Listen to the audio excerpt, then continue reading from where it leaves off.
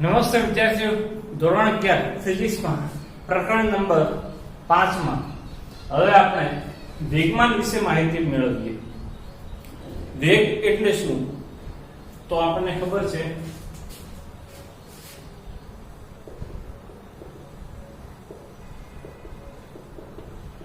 સ્થાનાંતર ભાગ્યા સમય. પરંતુ વેગમાન એટલે શું? તો વેગમાન થશે દળ અને વેગના ગુણાકારથી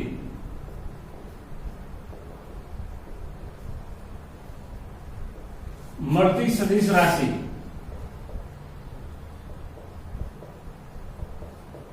તો વેગમાન એટલે શું? વેગમાન એટલે દળ અને વેગના ગુણાકારથી મળતી સદિશ રાશિ. વેગમાનને આપણે સંજ્ઞા p વડે દર્શાવવામાં આવે છે અને p બરાબર થશે m ગુણ્યા v. v એ સદિશ રાશિ છે, તેથી વેગમાન પણ આપણને મળશે સદિશ રાશિ. ત્યારબાદ એકમ જોઈએ.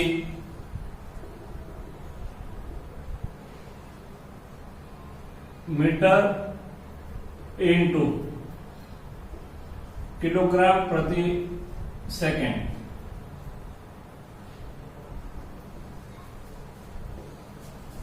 બરાબર છે? ઓકે. અને વેગમાનનું પારિમાણિક સૂત્ર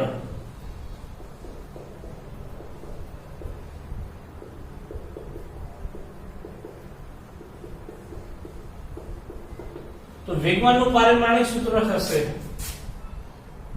m1 l1 t-1. બરાબર છે? દળનું પારિમાણિક સૂત્ર થશે m1, વેગનું પારિમાણિક સૂત્ર થશે l1 t-1. બરાબર છે? ઓકે. હવે આપણે જોઈએ એક વાક્ય કે વેગ કરતા વેગમાન વધારે માહિતી આપે છે. વિધાન સાચું કે ખોટું અને સમજાવો.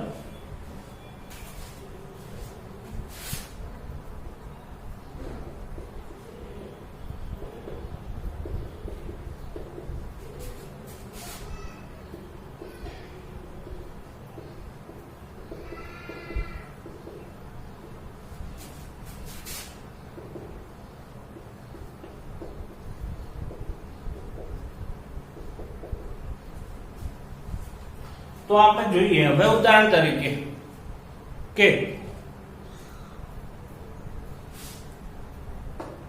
એક સરખા વેગથી બે વસ્તુ જતી હોય પરંતુ બંનેના દળ અલગ અલગ હોય તો અલગ અલગ અસર થતી હોય છે.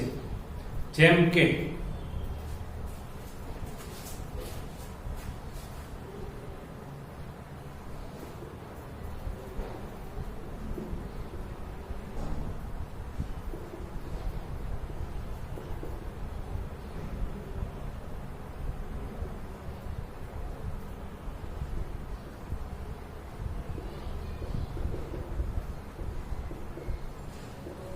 બરાબર છે?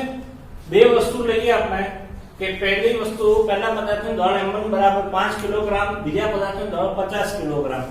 તો બંનેનું વેગ સરખો છે, પરંતુ શું વેગમાન બંનેનું સરખું થશે?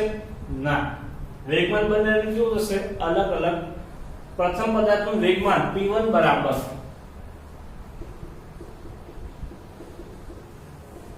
m1 * v એટલે કે 5 ગુણ્યા 2 10 કિલોગ્રામ મીટર પ્રતિ સેકન્ડ. જ્યારે બીજા પદાર્થ માટે વેગમાન m2 * v 50 ગુણ્યા 2 16 કિલોગ્રામ મીટર પ્રતિ સેકન્ડ.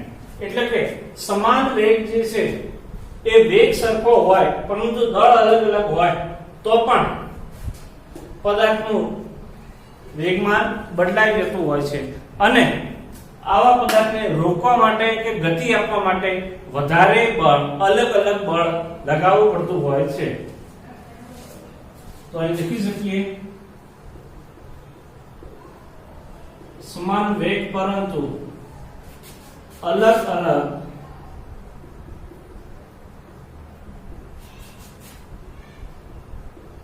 દળવાળા પદાર્થને ગતિમાં લાવવા કે ગતિ રોકવા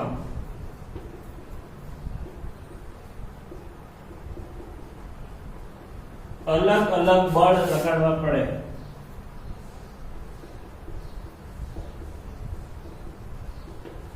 બરાબર છે? ઓકે. ત્યારબાદ આપણે એક નાનકડું મસ્ત મજાનું ઉદાહરણ જોઈએ કે એક નાનકડી કાકડી આપણા માથા ઉપર પડે અને એક મોટો પથ્થર આપણા માથા ઉપર પડે તો શું થાય? બંનેના વેગ સરખા હોય, બરાબર છે, તો વધારે બળ લાગે. હવે એક વાર્તા છે. એક વખત એક વ્યક્તિ ખૂબ જ ચાલી અને ઝાડના નીચે સૂઈ ગયો. એ ઝાડ હતું વડનું ઝાડ ખૂબ જ ફેલાયેલું મોટું હતું. હવે એ માણસ બાજુમાં બગીચામાંથી પસાર થયો હતો. બગીચાની અંદર મોટા મોટા તરબૂચ હતા. તરબૂચ શેના ઉપર થાય? તરબૂચ એ જમીન ઉપર વેલા ઉપર થતા હોય છે. માણસ થોડું ચાલ્યા પછી વડની નીચે આરામ કરે છે તો વડ ઉપરથી એક વડનો ટેટો માણસ ઉપર પડે છે. એટલે માણસ વિચાર કરે છે કે ખરેખર આ કેવું કહેવાય? વડ આટલો મોટો છે, તાકાતવાળો છે, અને તેમ છતાં આટલા નાના નાના ટેટા છે એ જ એને ફળ તરીકે લાગે છે. પેલા વેલા એકદમ નિર્બળ છે પણ તેમ છતાં એના ઉપર વજનદાર તરબૂચ જેવા ફળ આવે છે. ખરેખર તો માણસે વિચાર્યું કે તરબૂચ જેવું ફળ એ વડ ઉપર લાગતું હોવું જોઈએ. હવે ત્યાં આપણું ફિઝિક્સ કામ કરે છે ને આપણું ફિઝિક્સ એને એવું કહેશે માણસને કે ભાઈ પદાર્થનું દળ અલગ અલગ હોય ને પણ એનો જો વેગ સરખો હોય તો પણ અલગ અલગ અસર થાય.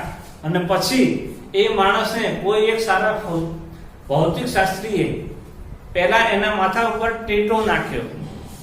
ટેટો પડ્યો એટલે એને કશું અસર ન થાય કારણ કે તેનું વેગમાન p બહુ ઓછું હતું. પણ એટલી જ ઊંચાઈથી એ માણસ ઉપર જ્યારે તરબૂચ પડ્યું ત્યારે એ માણસ માની ગયો કે ભાઈ ફિઝિક્સનો કોઈ દિવસ વિરોધ કરાય નહીં, કારણ કે તરબૂચ ઉપરથી પડે તો એનું વેગમાન ખૂબ વધી જાય. એટલે આપણને વેગ કરતા વેગમાન પદાર્થની વધારે માહિતી કેવી રીતે આપે છે એ આ ઉદાહરણ પરથી આપણે સમજી શકીએ. ત્યારબાદ હવે બીજું ઉદાહરણ લઈએ છીએ કે દળ સમાન હોય પરંતુ પદાર્થના વેગ અલગ અલગ હોય તો. આનો નંબર 1 આપીએ. હવે જોઈએ ઉદાહરણ કે દળ જે છે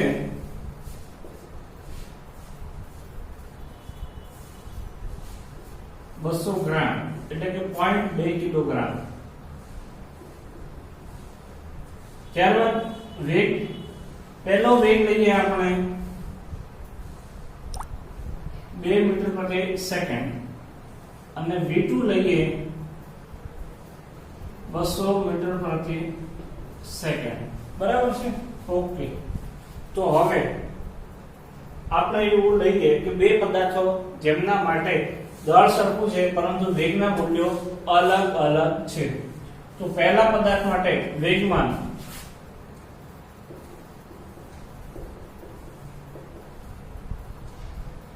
v1 બરાબર m * v1 0.2 ગુણ્યા 2 0.4 કિલોગ્રામ મીટર પ્રતિ સેકન્ડ. જ્યારે બીજા માટે વેગમાન p2 બરાબર m2 * v એટલે કે 200 ગુણ્યા 0.2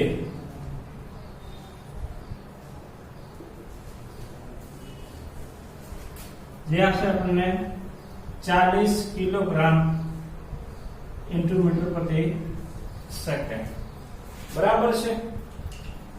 તો હવે અહીં વાત એવી થઈ ગઈ કે એક હાથમાં આપણે 200 ગ્રામનો એક નાનકડો પદાર્થ લઈએ. એ 200 ગ્રામનો પદાર્થ 2 મીટર પ્રતિ સેકન્ડના વેગથી પાણીની અંદર નાખીએ અને એ જ 200 ગ્રામના પદાર્થને 200 મીટર પ્રતિ સેકન્ડના વેગથી પાણીમાં નાખીએ તો શું થશે? જ્યારે પ્રથમ પદાર્થ એટલે કે 200 ગ્રામના પદાર્થને 2 મીટર પ્રતિ સેકન્ડના વેગથી પાણીમાં નાખીશું તો અવાજ આવશે પણ માપનો આવશે. જ્યારે 200 ગ્રામ દળવાળા પદાર્થને 200 મીટર પ્રતિ સેકન્ડની ઝડપથી પાણીમાં નાખશું તો પાણી ઉછળીને બહાર આવશે અને મોટો ધબાકો થશે. બરાબર છે? ઓકે. આવી રીતે એક વાત કરીએ કે 20 ગ્રામની એક કાકડી લઈએ. 20 ગ્રામની કાકડી આપણે પડદા ઉપર મારીએ તો શું થશે? કાપડનો પડદો જે છે એના પર કાકડી પથડાઈને પાછી આવશે. પરંતુ એ જ જગ્યાએ 20 ગ્રામની ગોળી લઈએ અને બંદૂકમાંથી છોડીએ તો પડદાને ચીરીને આરપાર નીકળી જશે. બરાબર છે? એટલે કે દળ સમાન હોય પરંતુ વેગ અલગ અલગ હોય તો પણ વેગમાન અલગ અલગ થશે અને એના કારણે બી આપણને બંનેને રોકવા માટે અથવા તો બંને વડે મળતા બળો અલગ અલગ મળશે. લખી નાખીએ. નંબર 2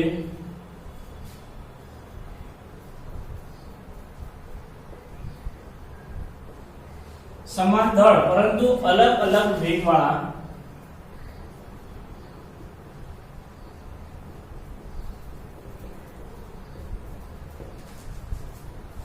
પદાર્થની ગતિમાં પદાર્થ અલગ અલગ બળ આપે છે.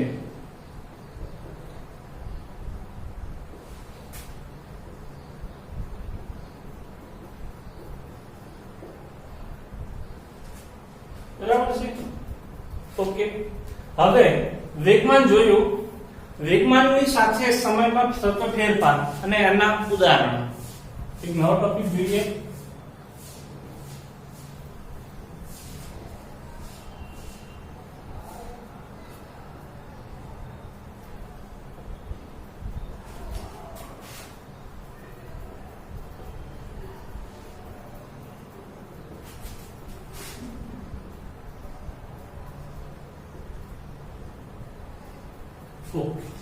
સમયની સાથે વેગમાનનો થતો ફેરફાર એટલે શું? તો કે એનું સૂત્ર લખીએ તો dp ભાગ્યા dt. બરાબર છે? તેની કિંમત આપણે અહીંથી મૂકી દઈએ તો જે લખી શકાય d dt. p ની કિંમત થશે m v. હવે m કોઈ પણ પદાર્થ જે છે એ પદાર્થનું દળ કેવું રહેશે? અચળ. એટલે અહીં આપણે therefore આગળ લખી શકીએ d dt v into m. હવે dv dt વેગનું સમયની સાપેક્ષે વિકલન કરવાથી આપણને પ્રવેગ મળે છે a into m. એટલે સમયની સાપેક્ષે વેગમાનમાં થતો ફેરફાર નોંધ્યો અને એ ફેરફાર આપણને એક રાશિ આપશે. કઈ? દળ ગુણ્યા પ્રવેગ. બરોબર? અને દળ ગુણ્યા પ્રવેગ જે છે એ આપણને આપશે બળ. આના બરાબર લખાશે બળ F. એટલે કે આપણે કહી શકીએ કે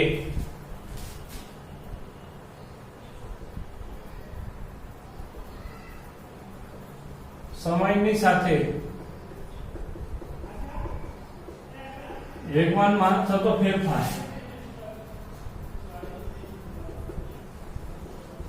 બળનું મૂલ્ય આપે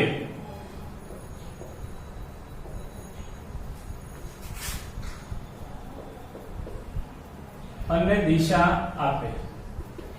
આપણે જાણીએ છીએ કે વેગમાન એક કેવી રાશિ છે? તો વેગમાન એ સદિશ રાશિ છે અને એના કારણે મળતું બળ એ પણ આપણને સદિશ મળશે. એટલે કે આપણે લખી શકીએ dp ભાગ્યા dt બરાબર સદિશ f, જેને આપણે ન્યૂટનની ગતિનો બીજો નિયમ કહીએ છીએ. બરોબર, ન્યૂટનની ગતિનો બીજો નિયમ. સમયની સાપેક્ષે વેગમાનમાં થતો ફેરફાર એ બળનું મૂલ્ય અને બળની દિશામાં હોય છે અથવા એનું મૂલ્ય અને એની દિશા આપે છે, જેને ન્યૂટનનો બીજો નિયમ કહે છે.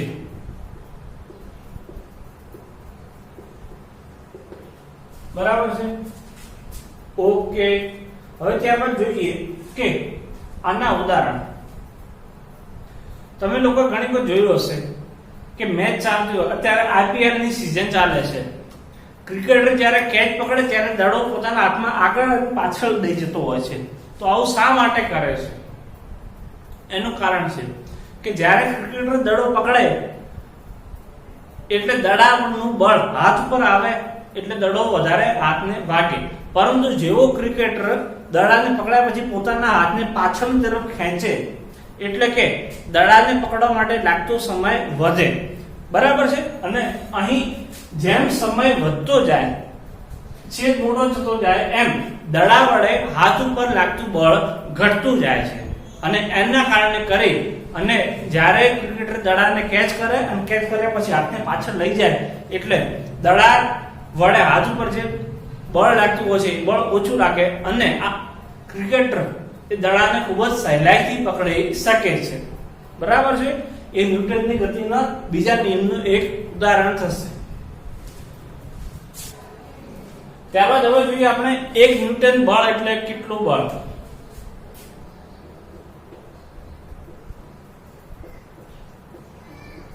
તો બળનું સૂત્ર આપણને ખબર છે, F બરાબર m * a.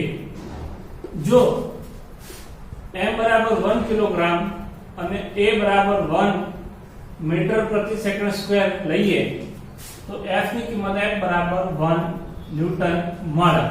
બરાબર છે. તો એની વ્યાખ્યા એવી થશે કે 1 કિલોગ્રામ દળવાળા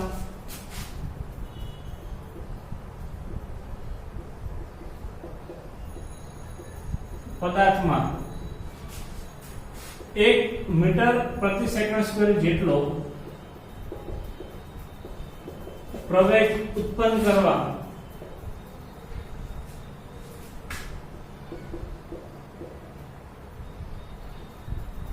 જરૂરી બળને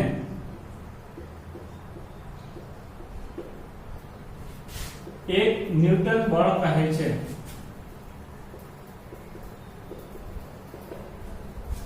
બળનું પારિમાણિક સૂત્ર બળના એકમો ન્યૂટન એ MKS એકમ થશે, જ્યારે ડાઇન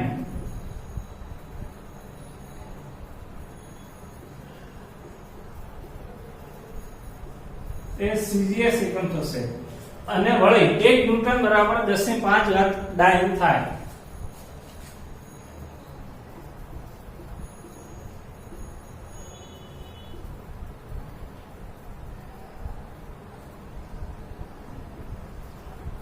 બરાબર.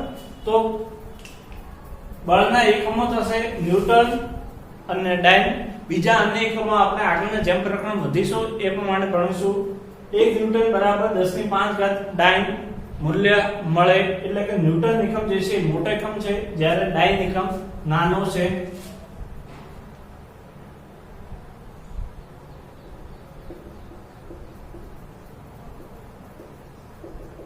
બળનું પારિમાણિક સૂત્ર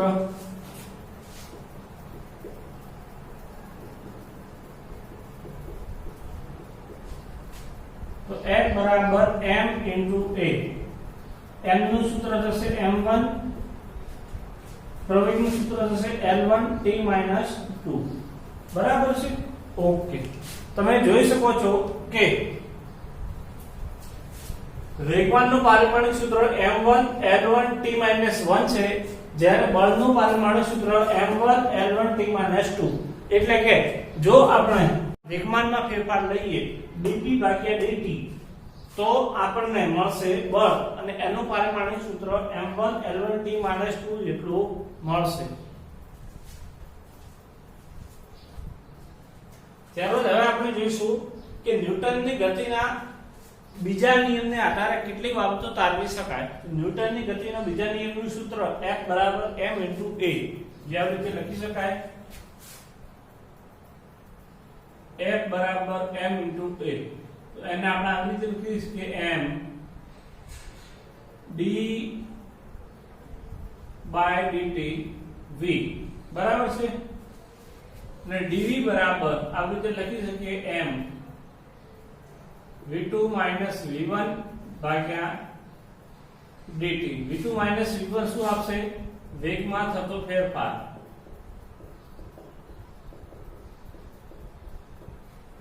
બરાબર છે. ઓકે, હવે જો પદાર્થના શરૂઆતનો વેગ અને અંતિમ વેગ બંને સરખા હોય તો પદાર્થ પર બળ લાગે ખરું? જો v1 = v2 = v હોય તો એટલે કે પદાર્થનો વેગ બદલાય નહીં.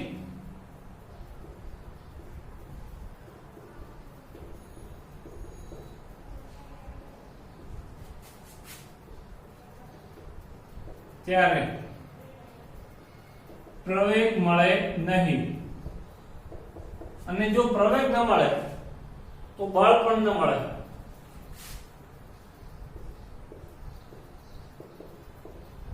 તો ઉપરના સૂત્રમાં કિંમત મૂકી દઈએ F = m v - v m * 0 અને બળ થશે 0. બરાબર છે. એટલે કે પદાર્થના ઉપર બળ લગાડીએ તો એના વેગમાં ફેરફાર થાય, અને જો પદાર્થના વેગમાં ફેરફાર થતો હોય તો તેના ઉપર બળ લાગતું હોય છે. એટલે કે જો પદાર્થમાં પ્રવેગ ઉત્પન્ન ન થાય તો તેમાં બળ લાગે નહીં. બરાબર છે. ઓકે,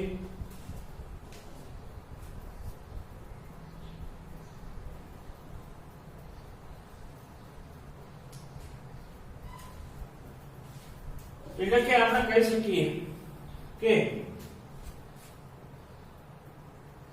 જો a = 0 તો સ્થિર પદાર્થ સ્થિર રહે,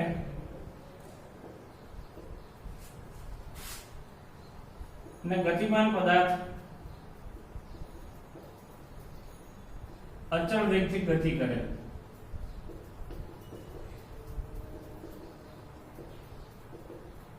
પરંતુ તેના ઉપર બળ લાગે નહીં.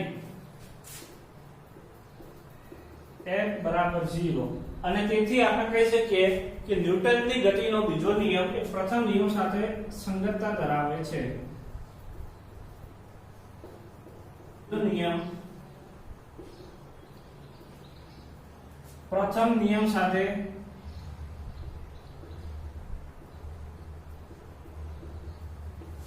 સુસંગતતા ધરાવે છે. બરાબર છે.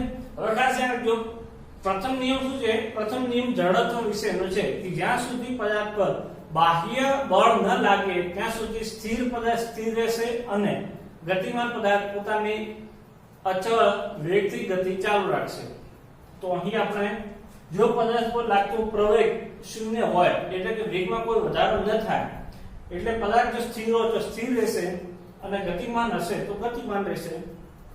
એટલે કે તેના પર કોઈ પણ જાતનું બળ લાગશે નહીં. આમ આપણે કહી શકીએ કે ન્યૂટનની ગતિનો બીજો નિયમ એ પ્રથમ નિયમ સાથે સુસંગતતા ધરાવે છે. હવે આપણે જોઈએ કે બળ બરાબર F બરાબર ma. આ સૂત્ર છે એ સૂત્રનું 3 સદિશોમાં વિભાજન.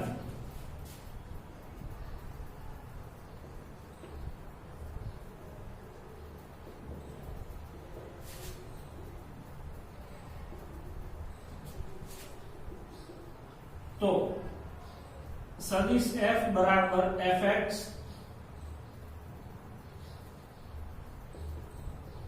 વત્તા Fy j કેરેટ વત્તા Fz k કેરેટ લખી શકાય. બરાબર છે. જે શું કર્યું? સદિશોની અંદર વિભાજન. F બળ જે છે એનું x અક્ષનું મૂલ્ય Fx, I x અક્ષની દિશા, Fy y અક્ષ માં બળનું મૂલ્ય j કેરેટ બળની દિશા Fz એ થશે z અક્ષનું મૂલ્ય અને k કેરેટ એની દિશા એટલે કે જ્યાં Fx બરાબર max into I કેરેટ તેવી જ રીતે Fy બરાબર may j કેરેટ અને Fz બરાબર maz into k કેરેટ આ રીતે આપણે લખી શકીએ.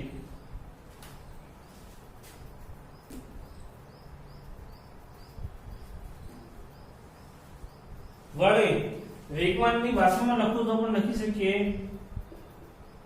dp by dt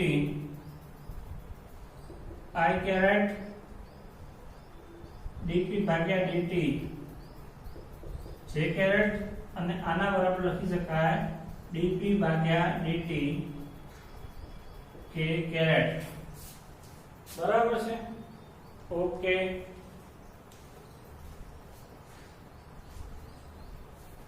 ત્યારબાદ હવે આપણે વાત કરીશું બળનો આઘાત એટલે શું.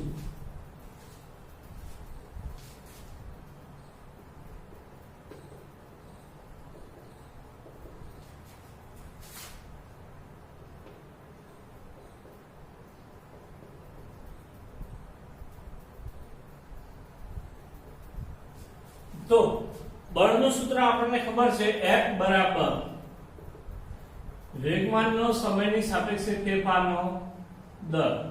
બરાબર, જેને આપણે આ રીતે પણ લખી શકીએ ઓર F બરાબર ડેલ્ટા P ભાગ્યા ડેલ્ટા T.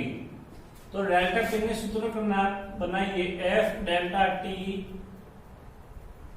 અથવા F ડેલ્ટા T બરાબર ડેલ્ટા P. આ જે રાશિ મળે છે એને કહીશું આપણે બળનો આઘાત.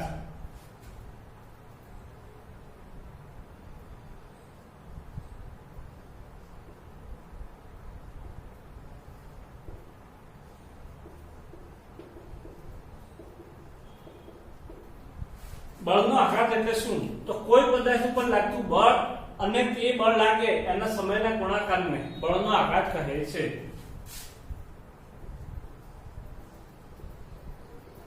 પદાર્થ પર લાગતું બળ અને તેના સમયગાળાના ગુણાકારથી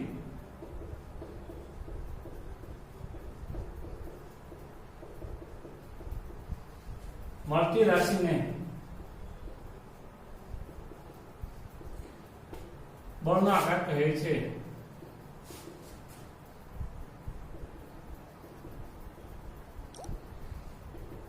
બરાબર છે?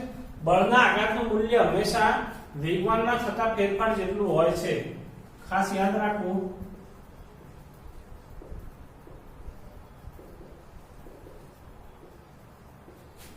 વેગમાનના ફેરફાર જેટલો છે.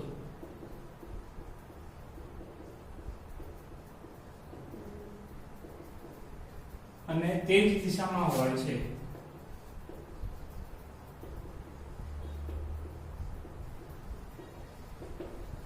બળના આઘાત માટે પારિમાણિક સૂત્ર.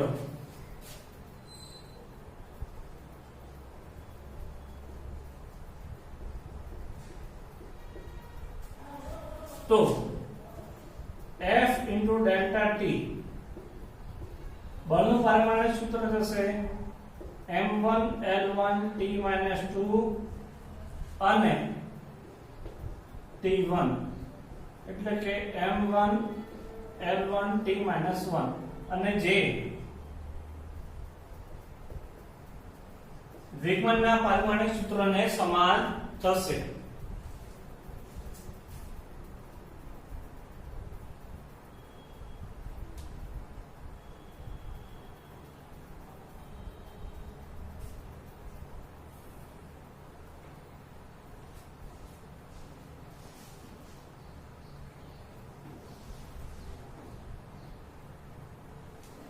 હવે ત્યારબાદ જોઈએ આપણે ન્યૂટનની ગતિનો ત્રીજો નિયમ.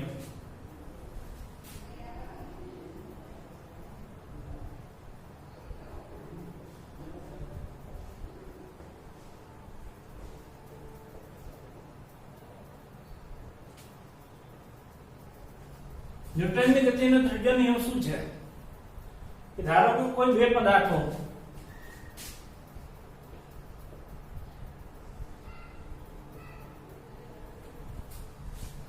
m1 અને m2 દરના બે પદાર્થો છે, એ બંને એકબીજા સાથે આંતરક્રિયા કરતા હોય, એકબીજા સાથે અથડાતા હોય, તો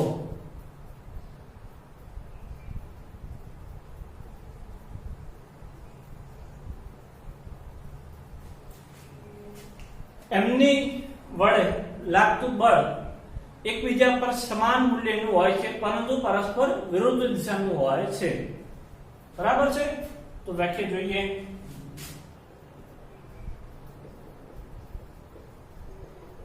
આંતરક્રિયા કરતા બે પદાર્થો વડે એકબીજા પર લાગતું બળ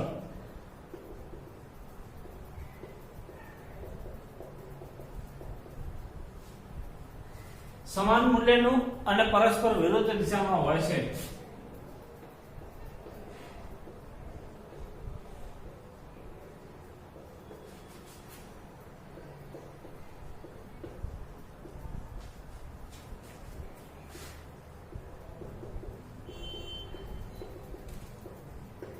બરાબર છે? ઓકે. એટલે કે આગળના પ્રકરણમાં ભણી ગયા એના મુજબ વાત કરીએ તો બળનો આઘાત અને પ્રત્યાઘાત બંને સમાન મૂલ્યના અને વિરુદ્ધ દિશામાં હોય છે, અથવા તો આવી રીતે પણ લખી શકાય, બળ અને તેનો બળનો આઘાત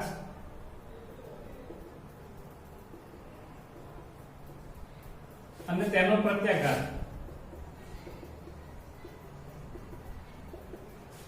સમાન મૂલ્યના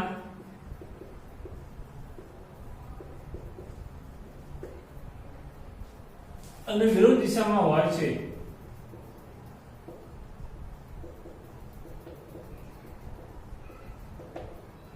અને આના ઉપરથી એક આપણે તારણ એવું કાઢી શકીએ કે કુદરતની અંદર લાગતા બળો હંમેશા જોડમાં જ હોય છે.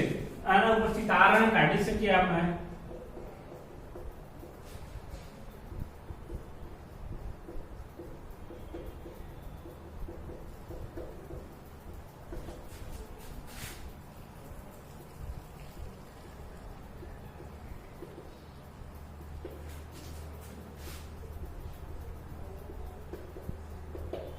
બરાબર છે? એટલે કે કુદરતની અંદર લાગુ પડતા બળ હંમેશા જોડમાં ઉદ્ભવે છે. એનું ઉદાહરણ આપણે જોઈએ કે જ્યારે આપણે નાવમાંથી કૂદકું મારીએ તો નાવ પાછળ જતી હોય છે.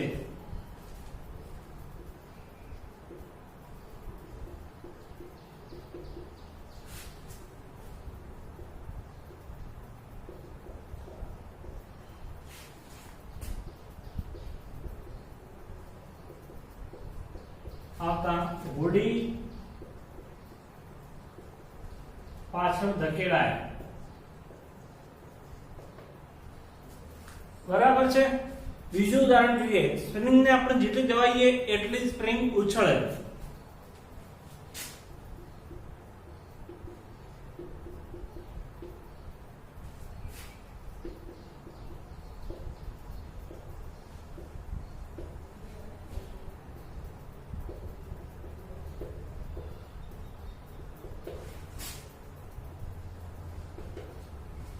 ત્રીજું ઉદાહરણ,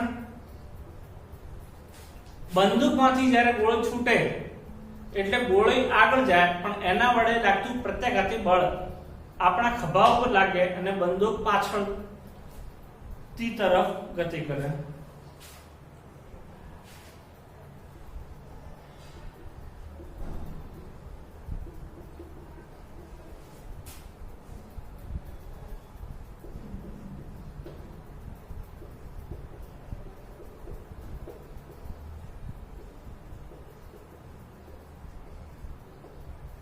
કેટલાક બળથી બંદૂક પાછળ ગતિ કરે.